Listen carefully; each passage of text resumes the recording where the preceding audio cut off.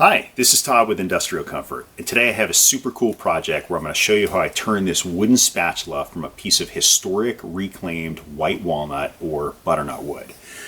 A very kind woman out of Bridgewater, Vermont owned a piece of property that had a barn that used to house President Calvin Coolidge's horses. So she gave me a bunch of this reclaimed barn wood, and I'm going to show you how I got it done.